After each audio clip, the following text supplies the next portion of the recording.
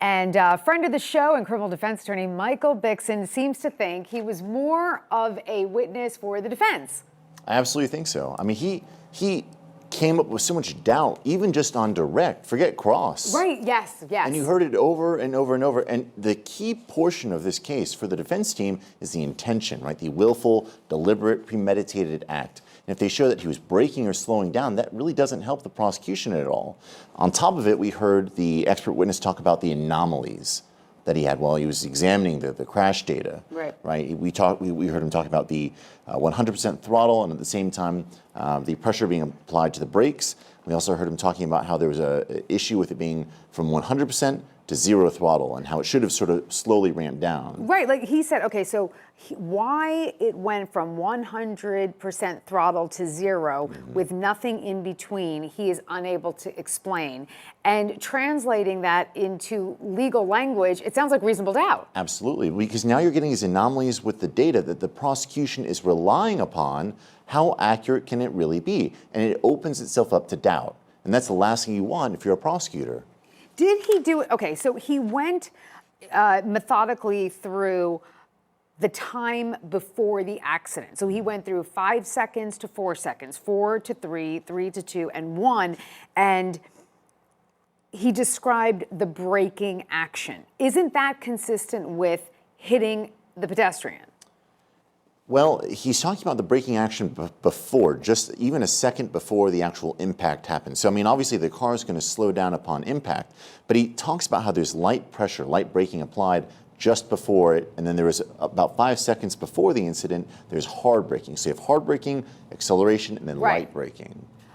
Okay, but didn't he also say that and this was in the beginning or towards maybe like the middle of his direct examination, he was saying that there are times when even though the brake switch is indicated as on, you cannot be sure if the person is actually braking or just the foot is on the pedal. Yes, correct. And he was saying that. And there was a lot of uncertainty in terms of how much pressure was applied, how much braking happened, and he wasn't sure whether or not, even if he had been pressing on it, how hard it was actually, I guess, braking in the end. Okay, so did the cross-examination do anything in this so far? Yeah. Or just reiterate the direct? Yeah, I mean, exactly. I mean, I think even just on direct, he opened himself up to so much doubt, which is great for the defense team, that they really didn't need to do that much. And you heard him sort of go over some of the numbers that had been talked about during direct. But honestly, I think during the direct, he just already opened himself up to so much doubt. And I think we're going to hear a lot about that, at the end of this trial when he's giving his little summation of how he thought he did. Right. And I also think that this witness consistently gave an answer to the effect of more reconstruction would need to be done, more analysis would need to be done. And then you, so as a juror, you're just saying, well, why wasn't it done? Why wasn't more done? He, again, he used phrases like, this is an educated guess, which is very different than a hypothetical, which is very different than presenting a set of circumstances to an expert and saying, okay, give me best case scenario. Yeah, I thought there was a lot of foundational issues that I was actually surprised that we didn't hear objections to, because a lot of it was just opinion. There really wasn't, we didn't see what it was based upon. Right. We heard him talk about the fancy mathematics that he used. I want to see what those mathematics were. If that's how you got to your conclusion, I want to know what the actual mathematics were to get you to that conclusion. And, not just something that you're pulling out of air, and make sure that it's actually right. Right. So I was surprised that we didn't hear more about that in terms of foundational issues. I think, and you were referring to the hard braking versus some other type of braking, and I think this corresponds with what you had said earlier. And the witness said, so this is the traffic reconstructionist, Mr. Thayer, said more pressure was 5 seconds before the event than 1 second before the event, which does make sense if in terms of an accident, right? Because if it's an accident, you are going to say, you're going to have that, oh my God, I'm about to hit something, hard pressure 5 seconds before the event than 1 second before the event, right? Because the 1 second before the event, almost like less pressure when the actual impact occurs. And that to me is more consistent with an accident. Correct. The issue that the defense team has, of course, is the increase in throttle, the 100% throttle application. But I think that the perfect way for them to approach it, obviously, is that there seems to be a discrepancy here. To go from 100% to 0%, so was the throttle actually being applied? Was that data correct? And I think that's what they need to really address here, was how correct is the data that he's relying upon to make these educated guesses about what actually happened. Excellent. Okay, Michael, thank you so much. Okay, we're going to fit another commercial. Court is still in recess in West Virginia versus Vandergriff, but we'll get you back inside, hopefully, after this.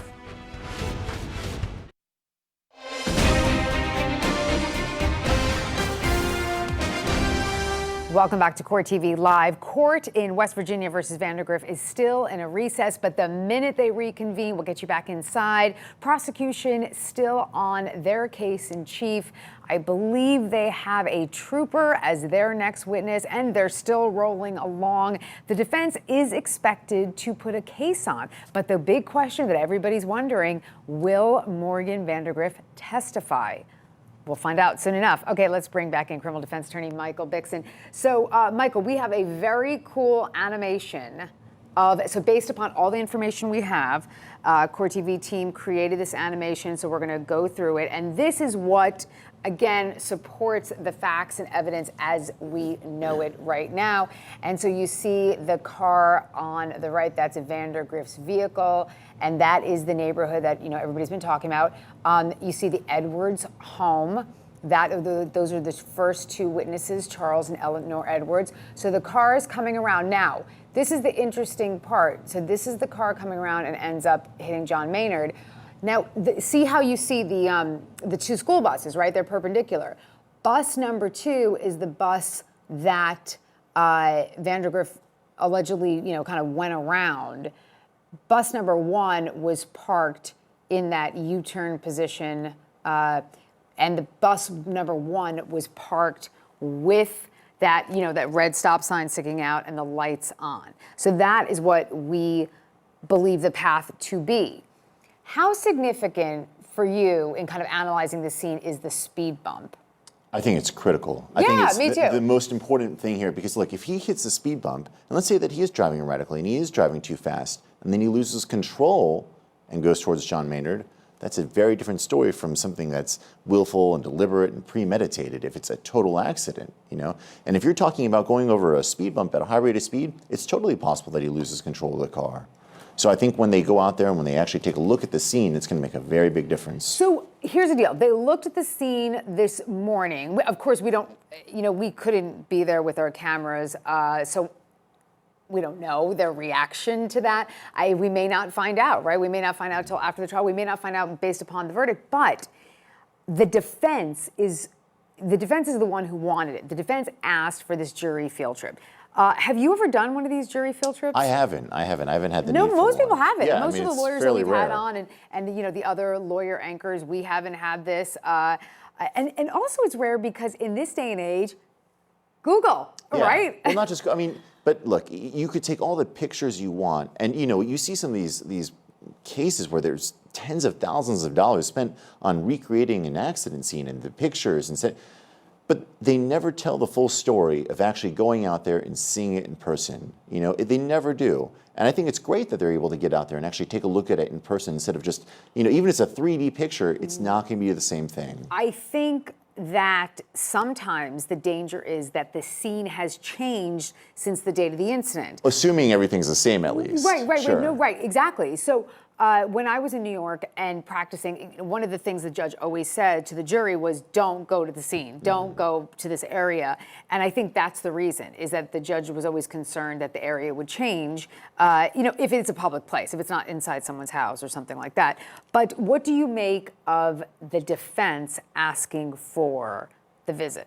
I think it makes clear their position that this is obviously an accident and that the speed bump obviously played a very critical role in what happened here, And also that we can assume their accident reconstructionist looked at the scene and absolutely. said, oh, this is it. Like, this is the area. Maybe that area around the driveway, there's whether it was kind of going up or down, maybe the reconstructionist found something so compelling that would help them be successful in their case and said, you need to get the jury to visit. Oh, without a doubt. I could put money on the fact that when they put up their accident reconstructionist, he is going to help their side far more the plaintiffs, the prosecutors' accident. I mean, without a doubt. I mean, it almost would be impossible to at this point. No, it's funny that you say plaintiffs because this is so civil almost. It really does seem like it. Yeah, we are talking about and sadly, someone died, from this horrific accident. Do you think, though, even just talking about the fact that we are thinking in car accident mode, do you think that murder one was overcharged? It's a really tough call, right? Because it is such a fine line in terms of whether or not he had the intention or not. At face value, it seems as though that way because you have all these witnesses coming in and testifying. But a person's memory is going to be wildly affected by such a crazy set of events, whether or not they actually accurately remember it, it changes the whole thing. So I think that's why the data of this car is so important because it's supposed to be this objective, unbiased data that you can look at and see exactly what happened. But now we have these issues with, well, is the data correct? As we heard earlier about these anomalies that the previous accident reconstructionist saw. So it really brings into question the data that's supposed to be fairly objective. Well, I guess, we'll see with the defense. I can't believe I'm saying this, but I'm really excited to hear from yet another traffic reconstructionist. This is going to make my day. Bixon, thank you so much. Our coverage of West Virginia versus Vandergriff continues at the top of the hour. This is Court TV Live.